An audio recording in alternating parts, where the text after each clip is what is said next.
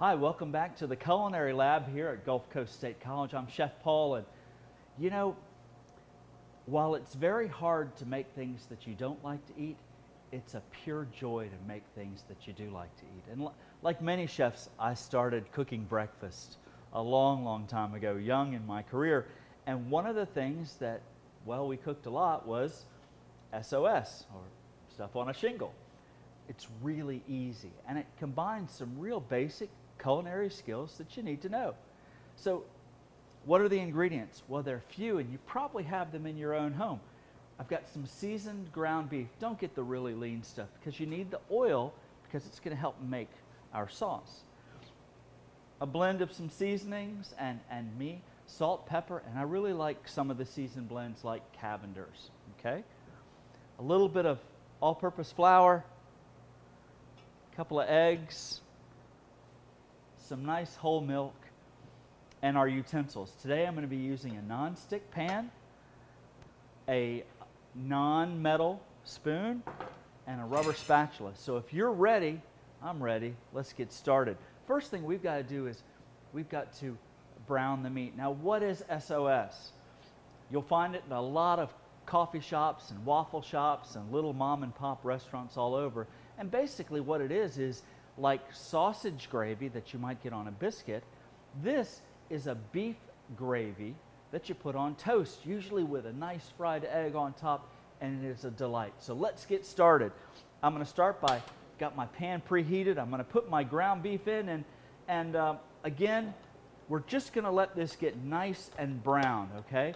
And while this is browning, I want you to pick out, hopefully you've got some really nice bread you can use. Today we're going to be using some fresh sourdough bread that I've already toasted and got plated up.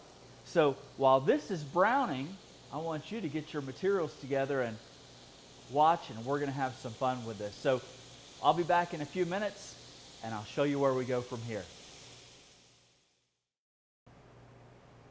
Hi, welcome back. And as you can see, my ground beef has been nicely browned.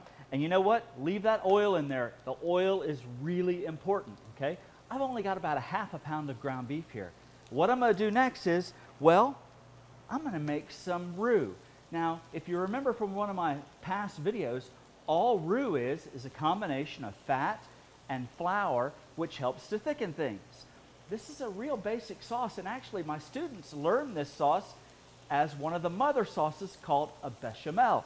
So all I'm going to do is I'm going to add maybe a tablespoon, we'll do a tablespoon and a half of flour. Now what's going to happen here is I'm going to mix this around, and I know what you're saying. You're saying, well, wait a second, shouldn't you have pulled that meat out first? You know what? You can if you want to, but this just makes it a little easier. I hate dirty and lots of dishes because somebody's got to clean them up, and there are no students here today, so that somebody's going to be me, all right? So all I'm going to do is get this nice, and I'm actually cooking the flour and the oil together. And what it creates is something called roux. Now, roux is a classic thickening agent. And what's going to happen, I'm going to turn it down just a little bit, okay? And I'm going to add my milk, all right? And you're going to see it's pretty nifty that roux, we're going to let this cook, and what's going to happen is it's actually going to thicken, and you can already see the bubbles getting bigger in here. And guess what? My SoS, stuff on a shingle, is pretty much done. Now, if it's too thick, again, we'll turn the flame down a little bit. If it's too thick, you can add a little bit more cream to it. I've only made a serving for one because, you know, I don't want to eat too much. But you can add a little bit more cream or milk. If you've got half and half, that works great too. Guess what? We're done.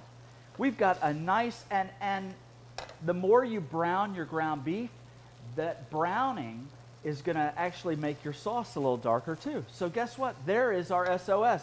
And what I'm going to do next, I'm going to turn my flame off. I'm going to bring in a really nice toasted piece of sourdough bread.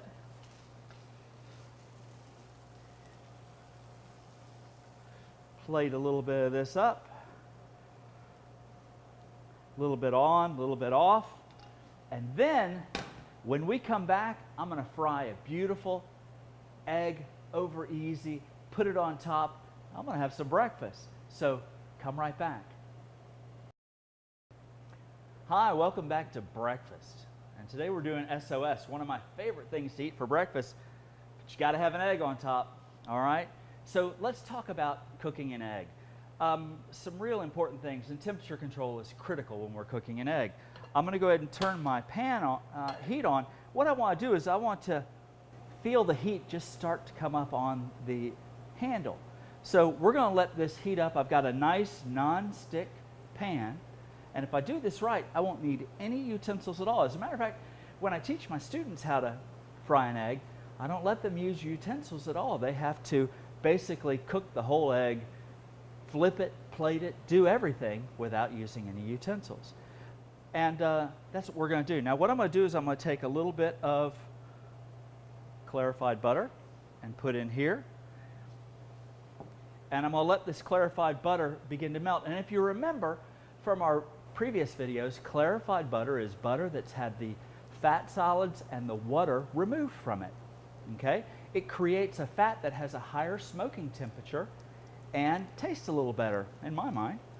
I'm going to get this around my nice non-stick pan. And you know what? If you like eggs and you cook a lot of eggs, non-stick pan like this is very inexpensive, but keep it just for eggs. Don't cook anything else in it, and you'll have a pan that will always be really nice for eggs. Now, once that starts to pop a little bit, I'm going to turn it down. Now, there are a couple of ways to do this. You can crack your egg directly into the pan. If you do that, though, there are times that you might end up breaking a yolk. What I want you to remember is please don't crack your eggs on the side of a bowl or something, because what's going to happen is every egg is potentially contaminated with salmonella. And if you crack it on the side of a bowl, all you're doing is shoving the outside of the shell into the inside and potentially contaminating the egg. So if you'll learn to just tap your egg on a flat surface, then you can simply get your pan and roll that right in. Makes for a really nice, and if you notice, these are really super fresh eggs, and the way you can tell is that white, the albumin, is standing up, and it's really creating a very small surface. The more an egg spreads out, the older the egg is. And if you notice, get your egg moving around a little bit. Again, regulate your temperature. You don't have to cook this thing fast. What I'm trying to do, and I can make this egg go left, go right, I can make it spin around, and all I'm trying to do is get it nice and fried on the bottom. And then we're going to flip it. Well, I'm going to flip it, and hopefully I'm going to flip it and be able to do this without breaking it. The way you do this, use the pan.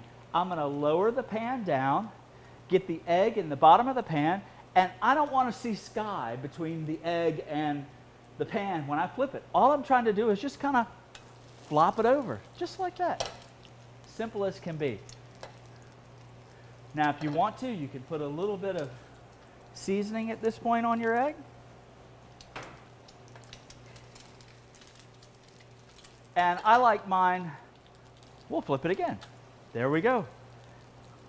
And now we've got a little bit of extra oil in the pan, and I don't necessarily want that on my food, so I'm going to just take this and see if we can gently do this without getting too much of this oil on here.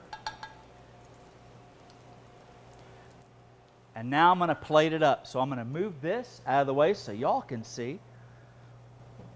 I'm going to bring back over my beautiful plate of SoS. Get a little bit of this oil out so that I don't get it all on my food. Because you know what? While the extra bit of oil helps you cook, you don't necessarily want it right on. And look at that. Right on top. And there you go. You know, breakfast is easy and people love it. Time to eat.